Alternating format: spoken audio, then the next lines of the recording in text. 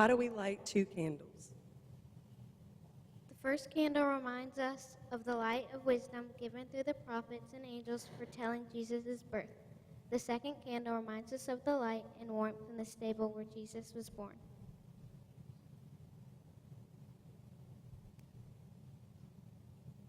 In those days, Caesar Augustus issued a decree that a census would be taken to the entire Roman world. This was the first census that took place while Quirinius was governor of Syria, and everyone went to his own town to register. So Joseph also went up from the town of Nazareth to Galilee, to Judea, to Bethlehem, the town of David, because he belonged to the house and line of David. He went there to register with Mary, who was pledged to marry him and was expecting a child. While they were there, the time came for the baby to be born, and she gave birth to her firstborn, a son.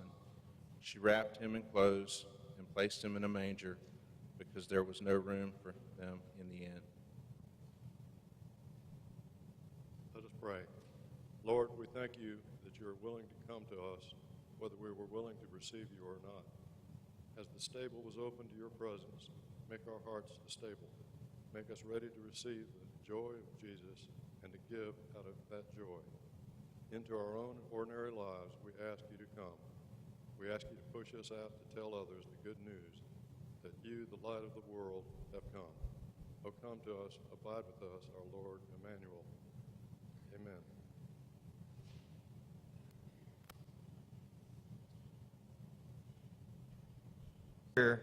Passages in Revelation. So that's a pretty high bar.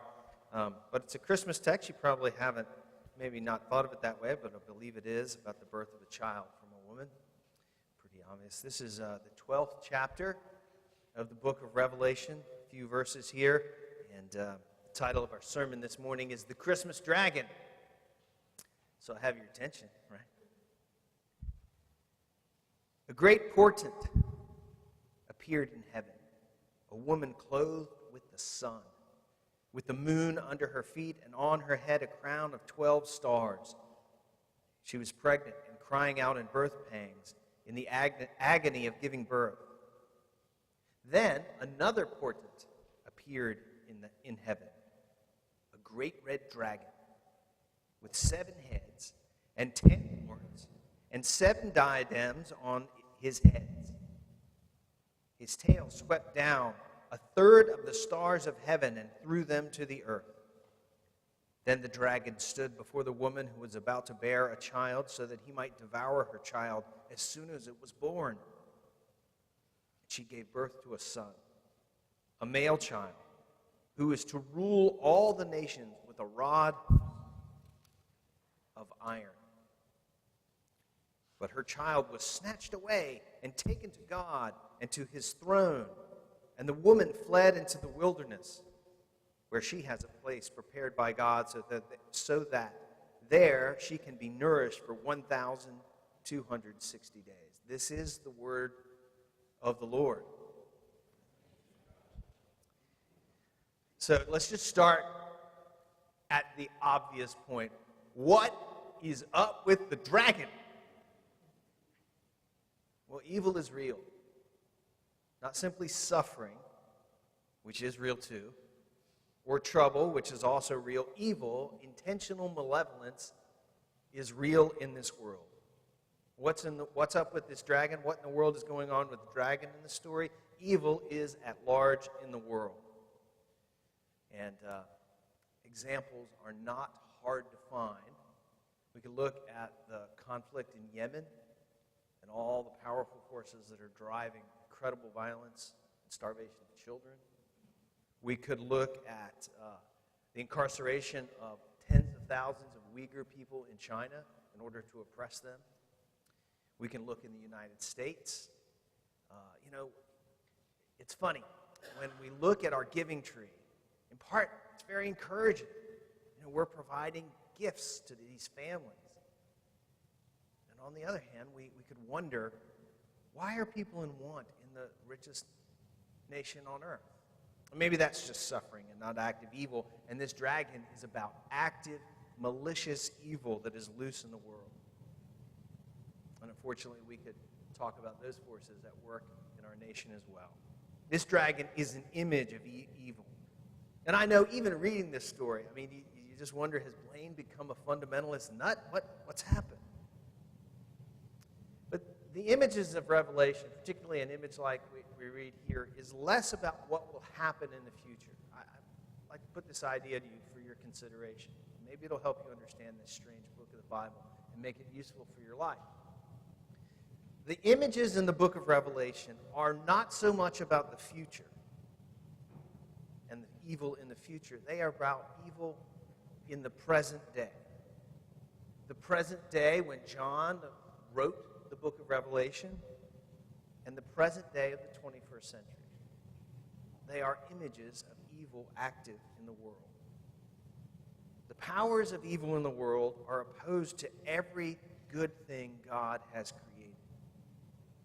The real powers of evil, the dragon, are opposed to God's saving work in Jesus Christ. Now, to understand this sort of strange image, a dragon in the night sky, we need to know a few things. The first is John trusts you as the hearer, as the reader of his story. He will draw pictures, but he's not going to explain them. He trusts you to think about them, to pray about them, to experience them as word pictures. Another thing you need to know is John, really also in the book of John, but we're talking about Revelation, John doesn't care about time. It's really hard for us to think, not care about time. I forgot my watch this morning. I've been worried about it all day long, and it's not even 9 o'clock yet. We're people who live with time. John just doesn't care much about time. Day, century, millennia. Basically, time is big or little. That's what he's interested in. And we see this. You probably noticed, I hope you noticed, the dragon knocked a third of the stars to the earth. What is it? I mean, it's a powerful image, whatever it is, right? That happens a couple of times in John's story of Revelation. He tells it over and over. So actually, there are more stars to get knocked down than there are stars in the sky by his own calculation. But he's not calculating. He's trying to make an impact on our hearts. He is not giving us a lesson in astronomy. It won't bother him to disrupt the heavens over and over again. We are meant to feel the impact of this image, even more than we might understand what it means. But it helps to understand what it means. So let me tell you that this basically functions like a metaphor. What do I mean by that? John is using our 5 senses. He's telling us here about something we might see. He's using our senses to describe something that is beyond our physical senses. Now, some of you say, I don't want an English lesson. Don't worry, it won't last long. When I call these words a metaphor, I'm not saying it's not real.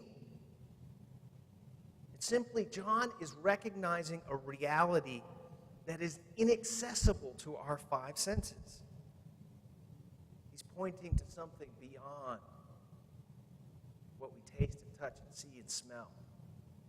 The grander world of God's salvation and the challenge to that salvation by our enemy and the forces of evil.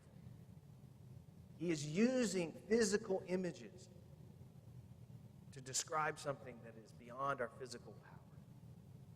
You experience this. Have you ever had music move you? I mean, at our 10:30 service, we're having our choir and Christmas celebration. It's wonderful. You should stick around, even if you had planned on it. Don't go back out in the rain, right? Music is glorious. And great music is about more than what we hear. Our heart begins to move. And great music, sometimes we even begin to cry or laugh. Why is that? It's just sound. No, it's not just sound. Great music pulls us to something deeper, broader, richer. And that's what John is doing with this bizarre description of the Christmas dragon. And the terrifying idea of it is poised to eat this child as he's being born. He's pointing us to the conflict of the world in which we live that God created, the conflict between God's good and the power of evil. We see this beautiful woman expecting a baby. I mean, beautiful. You have the inherent beauty of an expectant mother, that the normal radiance and hope. But this woman is clothed in the sun. She is standing upon the moon. The stars are in her hair like a crown. Stop and let that picture soak into your mind while the train goes by for a second. That is a picture of beauty and radiance. And then we have the threat of the dragon to both the mother and to the child. It's a vicious red dragon.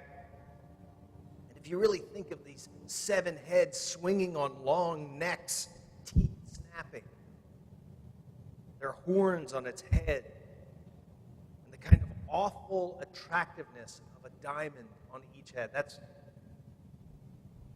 Its tail is destroying part of the sky and waiting at the woman's feet to eat the newborn baby as if it weren't horrible enough. It's a disturbing picture. There are powers at work in the world that are trying to destroy the good work of God. Now, you may be saying, oh, come on, it's Christmas. Can't we just enjoy the season? We promise we'll be mopey and glum in January, whether we want to or not. Can't we just skip this for now? Why do we have to hear about the evil of the word now? Let's do that when it's January.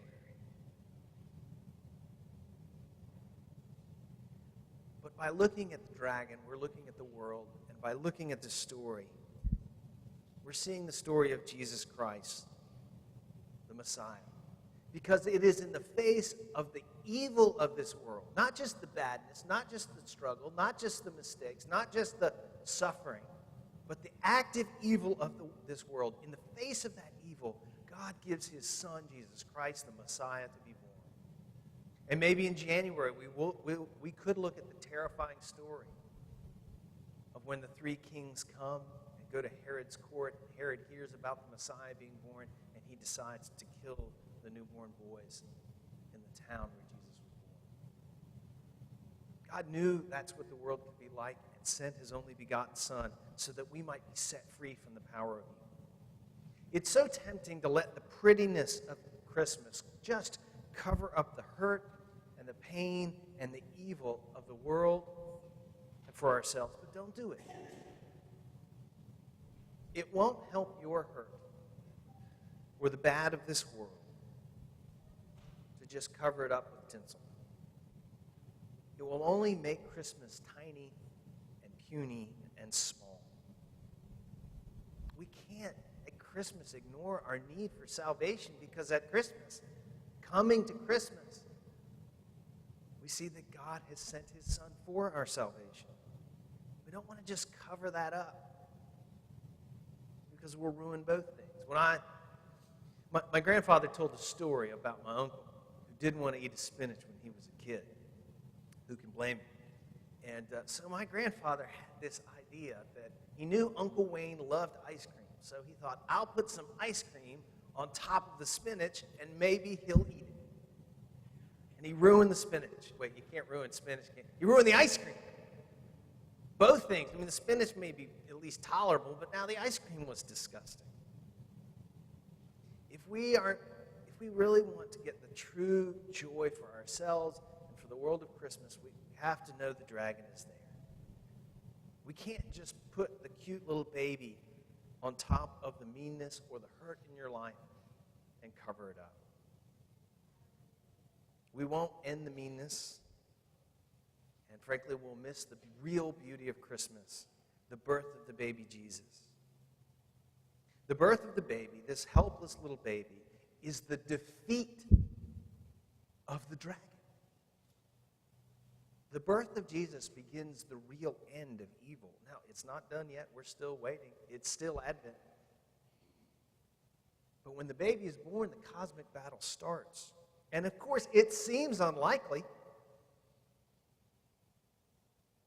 The birth of a newborn baby has to be one of the most unlikely ways to take on the evil of this world. It's as unlikely as the cross, as the place where Jesus stakes out his victory and declares himself God and King. It's as unlikely, the birth of a baby, as victory, the start of victory. It's as unlikely as a tomb, as a place to find life. But that's the story of Jesus. That is what God is doing. In the birth of this helpless baby, God has begun the defeat of the destructive power of evil in the world and in your life. There's a tradition during Advent that when you set out your manger scene, you don't put the baby Jesus in there until Christmas morning. Do any of you wait? Any of the rest of you wait till Christmas morning? Nobody here. Okay, here's a new idea you might try.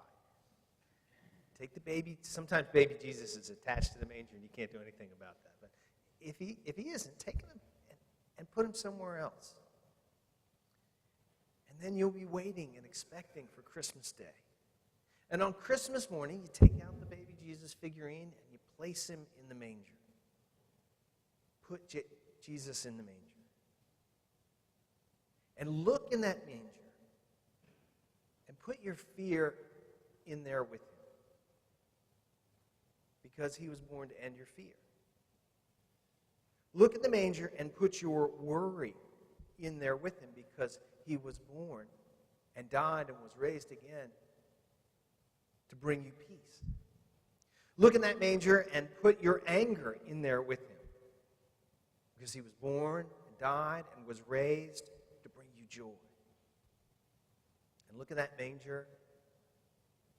Whatever evil in the world or in your life or within you may be, put that in there with him.